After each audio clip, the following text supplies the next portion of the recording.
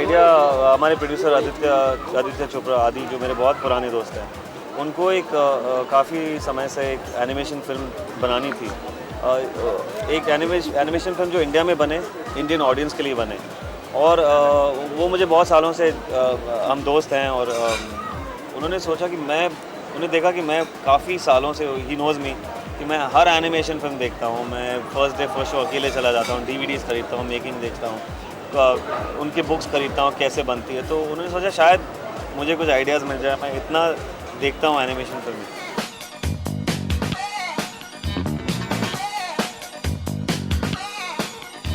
देखिए, एक तो ओरिजिनल पहली बार इस लेवल पे फिल्म बन रही है। यश राज और डिज्नी का एक मिश्रण हुआ है, और कहानी जो है बाकायदा एक जो आप हिंदी फिल्म देखते हैं, टिपिकल मसाला फिल्म है। और उसमें ये जो कैरेक्टर चार्ली अन्ना का है, ये बहुत ही एक मज़ेदार और एक नायाब कमीना कुत्ता।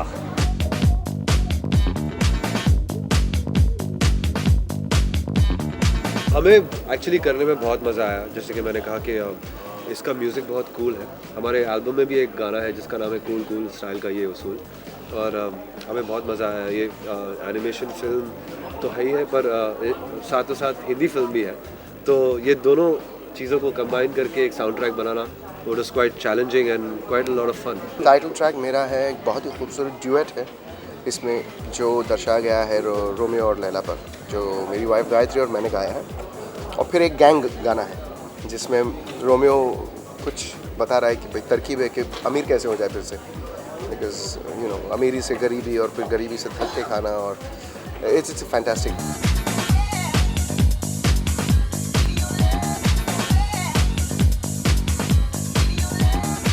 मैंने एक दो आइडिया उनके पास रखे हैं, और अगर आपको अच्छी लगे तो he really like the one with dogs. Said तुम इसको एक स्क्रिप्ट में डेवलप करो। तो ये मेरा पहला अटेम्प्ट था राइटिंग के लिए। तो मैंने धीरे धीरे करते करते लिखा, स्टोरी डायलॉग्स लिखे, आदि को मैं ड्राफ्ट्स भेजता गया उनसे, और जयदीप के साथ उनके बैठते बैठते उनका फीडबैक मिला कि ये अच्छा है, ये this is not working, go back and right something. Music भी बड़ा, जो फिल्म का मूड है उसे मतलब ध्यान में रखते हुए सलीम सुलेमान ने बहुत अच्छा म्यूज़िक दिया है, जो आजकल की यूथ लाइक करती है। और I think it's a very pleasant, danceable, hummable track. Experience अलग रहा, क्योंकि मैं बहुत सारी एनिमेशन फिल्म्स देखता हूँ जो वेस्ट में बनती है, और वो एक बहुत ही बड़ी इंडस्ट्री अपने आप में है। और बड़ी इंडस्ट्री एक्चुअली रेगुलर इंडस्ट्री से ज़्यादा बजट होती है इस फिल्म की। और अगर आप जुगल से पूछेंगे तो आपको पता चलेगा कि actually the amount of money spent on this is as much if not more on a regular Hindi film. देखिए, पहली बात तो ये है कि फ़िल्म अल्टीमेटली एक फ़िल्म ही होती है, और ये अगर देखने जाए तो पक्का बॉलीवुड मसाला फिल्म है। इसमें एक विलन है, एक हीरो है, एक हीरोइन है, एक लव स्टोरी है, फाइट है, ड्रामा है। और म्यूज़िक अगर देखने जाए तो म्यूज़िक भी वैसा ही है। म्यूज़िक के अंदर लव एंगल्स हैं, देयर इज़ लव सॉन्ग्स, एक एक्शन टाइप का गाना है।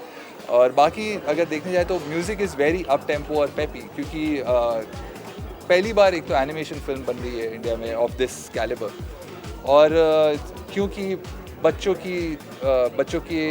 को ध्यान में रख के ये म्यूज़िक बनाया गया है, तो there has to be some level of fun and मस्ती।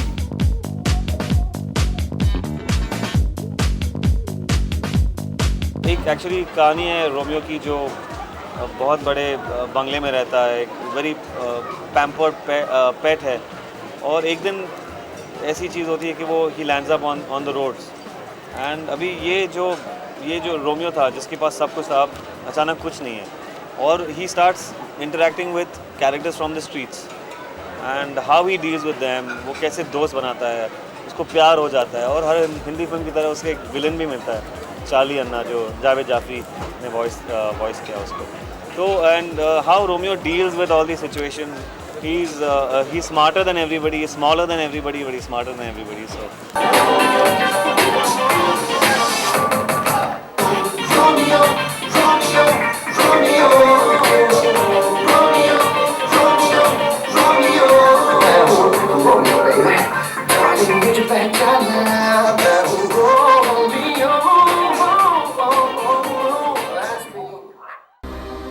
much more. Log on to www.erosentertainment.com.